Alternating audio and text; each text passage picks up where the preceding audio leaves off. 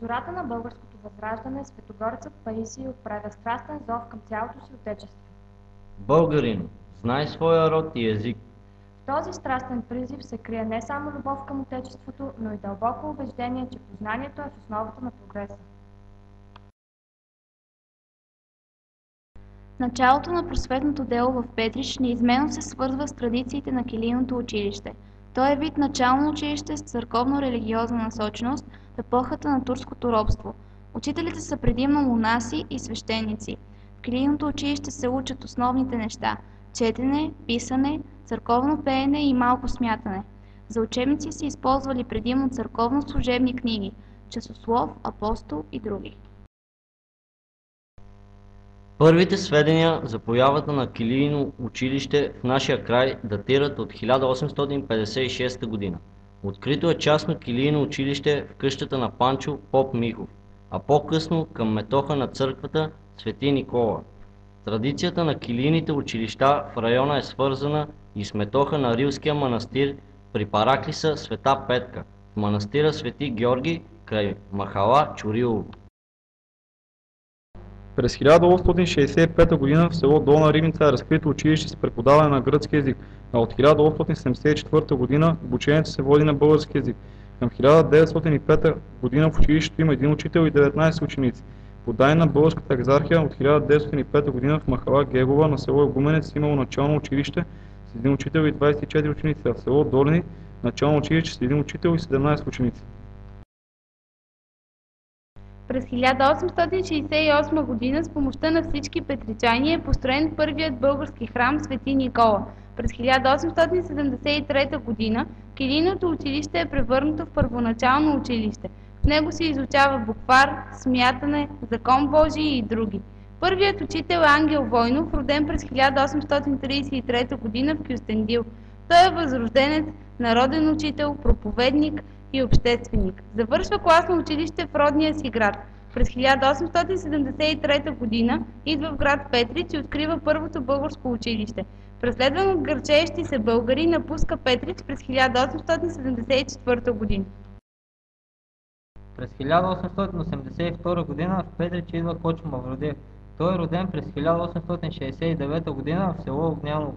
През 1882 г. е назначен за учител в Петрич. По негова инициатива през 1886-87 г. училището на града прерасва в класно. В него за първи път учениците се делят на класове. Учебният материал включва богословие, аритметика, алгебра, славянски, руски и гръцки език, а след това и геометрия и физика. През учебната 1897-98 г. напуска Петрич. Образованието в първите десетилетия на 20 век се подчинява на Търновската конституция, според която първоначалното образование е безплатно и задължително. През 1909 г. се приема и Законът за народното просвещение, според който училищата се делят на детски и начални. След това има 3 години прогимназия и 5 години гимназия. През октомври 1912 г. в града функционират 2 пълни начални училища.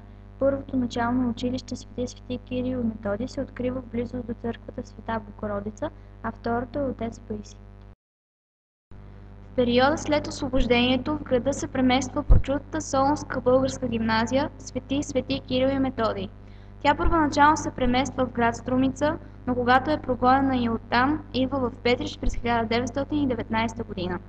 През 1926 г. започва строителството на самостоятелна сграда за Петричката непълна гимназия. След 1944 г. България тръгва по нов път на развитие и от сателит на Германия се превръща в сателит на Съветския съюз. Много млади хора се устремяват към най-високата степен на образование и така в страната ни се формира научно-техническа и хуманитарна интелигенция. Разкриват се нови училища. През 1947 г. са разкрити училищата в село Струмешница и село Първомай. Село Свети Паисий Хилендарски, нашето училище. Първият учебен ден е на 16 септември 1947 г. на открито, в днешният парк на селото. Учебната 1956-57 година започва в нова сграда, макар и още не е уредена. Липсват ток и вода. През същата учебна година е открита прогимназия. С непрекъснато растящият брой ученици през годините на дневен ред става въпросът с построяването на нова училищна сграда. Решението на този проблем е през учебната 1977-78 година, когато отваря врати нова масивна сграда.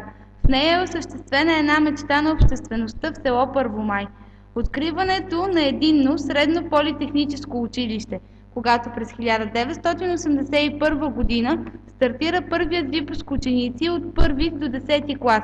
Макар и младо, училището ни е с богата история. В най-усилните си години то е посещавано от над 700 ученици и 58 учители.